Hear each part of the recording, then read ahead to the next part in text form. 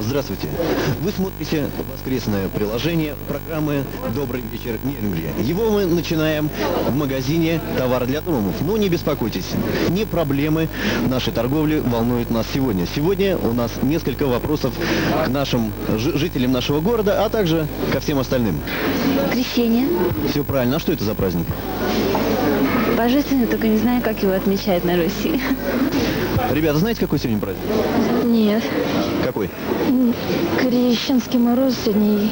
Не режиссер, как. Крещение, да? Праздник крещения у вас. Спасибо, вас также. А какой праздник сегодня, вы знаете? Да, крещение идет с 18 на 19. Здравствуйте. С праздником вас. Спасибо, вас также. А с каким праздником? Крещение. Ну, все знают, какой сегодня праздник. О чем этот праздник? Вы знаете, это еще не могу сказать. Дело в том, что скоро 8 марта, и каждому мужчине хочется сделать хороший подарок своей женщине. Мы у прилавка коммерческого отдела магазина номер 65. И сейчас посмотрим, какой выбор здесь.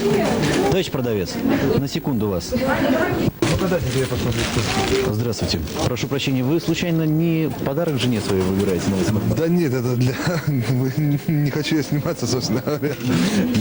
Что вы могли предложить в качестве подарка? Приобрести ваш магазин.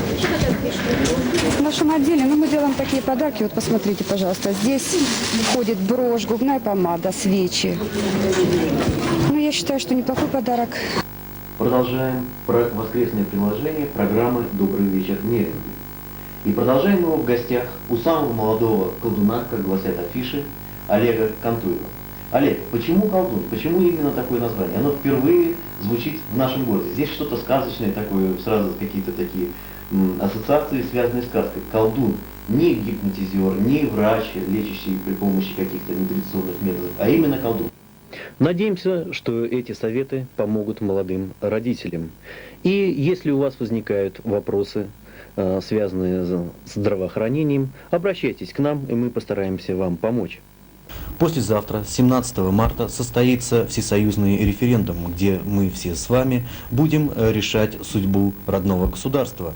Ну, а что об этом думает простой народ? Нет, нах черту всех. Что, кого всех, черт? Президент. Я против всего на свете. Как видите, единого мнения в народе нет. И трудно сейчас что-либо предсказать. А как будет проходить референдум в нашем городе, мы постараемся осветить в наших программах.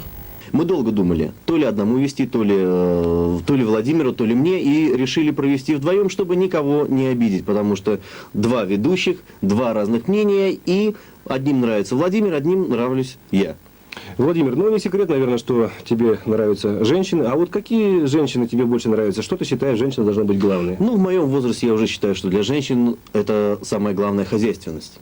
Сперва кажется, что это не ручную работу, а прямо как будто с витрины магазина ковер сняли, хотя там их и нет. То есть все работы довольно-таки здесь трудоемкие, требующие время, а у женщины, как обычно, занята домашним хозяйством и на работе, а то, что у вас рабочий день короче на 1 час, позволило заниматься вот этим.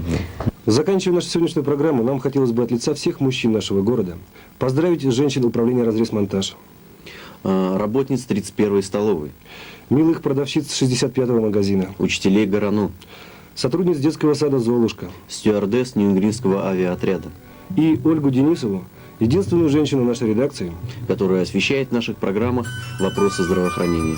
С праздником вас, милые женщины! Радости вам и счастья! Сегодня на улице я увидел плачущего мальчика, подошел к нему и спросил, что же у него случилось. Он сказал, как его зовут, а что с ним произошло, он решил рассказать ему в студии. Я вышел, когда на улицу с братиком, уводил его гулять, а он был с цепью.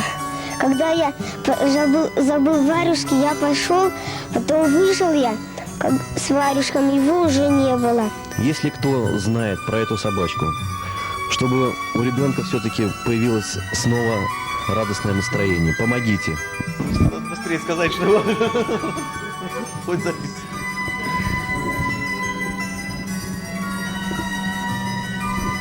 Все, мы начинаем. Саша.